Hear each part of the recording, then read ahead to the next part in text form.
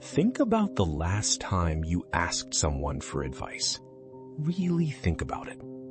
Did you not already know what you were going to do? Did you not already know what was right? And were you not really just looking for someone to tell you that it was okay?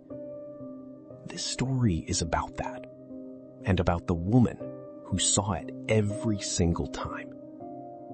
Let's begin our story. In a valley between two mountains, there lived an old woman named Nara. She had no official title. She held no position of authority. She had never written a book or given a lecture or traveled to any great city. And yet, people came to her from everywhere. From the next village and the next province, from cities 3 days' journey away. They came with their hardest problems, their broken marriages and their impossible decisions, their grief and their guilt and their long-held resentments. They sat across from her at a small wooden table, and they talked for as long as they needed to. Nara never interrupted. She never checked a clock. She never offered her opinion before she had heard everything. She simply listened. Word of Nara spread the way word of genuinely wise people always spreads, not through announcements or advertisement, but through the quiet testimony of people who had sat across from her and left changed. A farmer came to her, unable to decide whether to sell his land. He left, having made his decision. He told everyone that Nara had given him the answer. A young woman came, unable to decide whether to leave her marriage. She left with complete clarity. She told everyone that Nara had shown her what to do. A merchant came, paralyzed between two paths his business could take. He left, certain of which one to choose. He told everyone that Nara was the wisest person he had ever met. But if you asked any of these people what Nara had actually said to them, they struggled to explain. She had not told the farmer what to do with his land. She had not advised the young woman about her marriage. She had not given the merchant a strategy. She had asked them one question. Just one. The question was always the same, regardless of who was sitting across from her, regardless of what they had brought to the table. After she had listened to everything they had to say, after the whole story had been told, after the tears or the anger or the confusion had settled, Nara would lean forward very slightly, and she would ask, "Are you asking me what to do?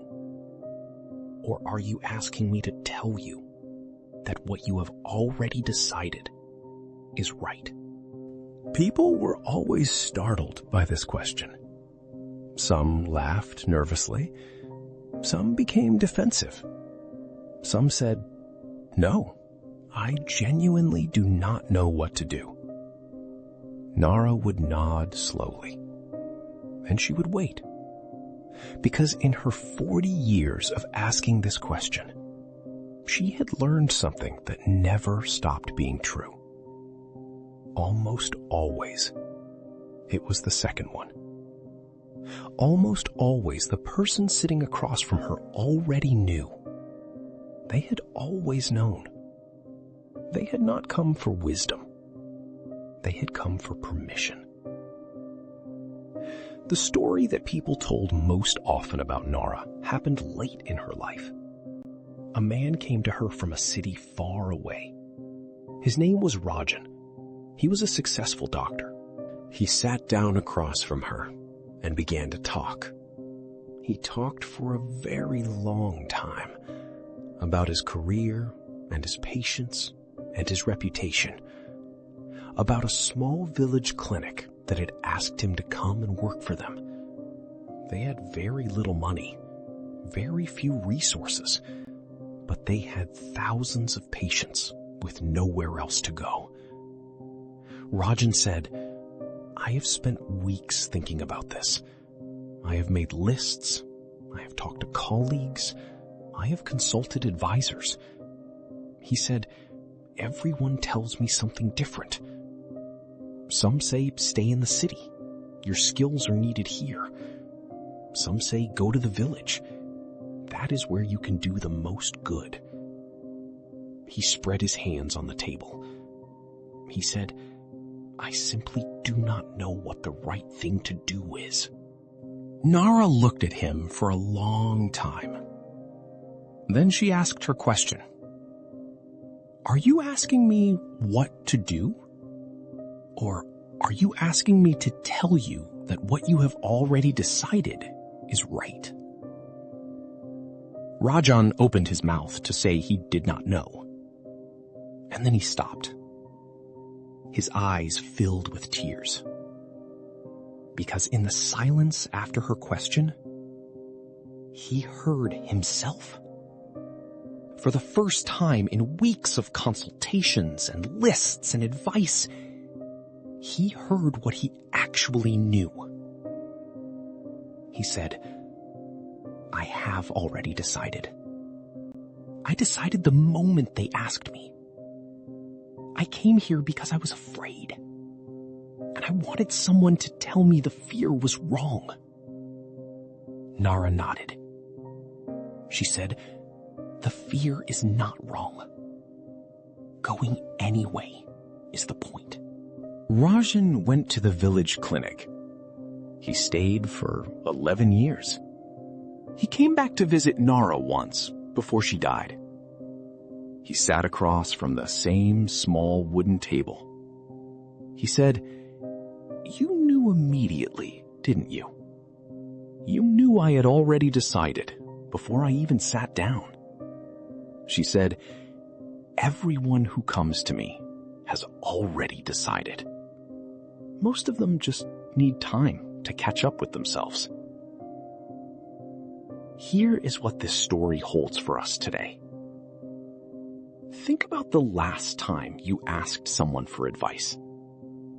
A friend, a parent, a colleague, a stranger on the internet. Did you not already know what you were going to do? Did you not already know what felt right? Were you not really just looking for someone to say, "Yes, that is okay. You can do that"? Most advice seeking is not really advice seeking at all. It is permission seeking. We already have the answer. We just do not trust ourselves enough to follow it without someone else's blessing. Here is what Nara understood that most people never do. Nobody else can give you that permission. Not a wise elder, not a trusted friend, not an expert in the field. Only you can decide that your own knowing is enough to act on. You already know what to do. You have probably known for a while. The question is not what to do. The question is whether you trust yourself enough to do it. Trust yourself. That is the only advice worth giving. Thank you for being here today. If this story found you at the right moment, share it with someone who is looking for permission they can only give themselves. Leave a comment below with one word. I read every single one. Subscribe to Tales Studio Stories for a new wisdom tale every week.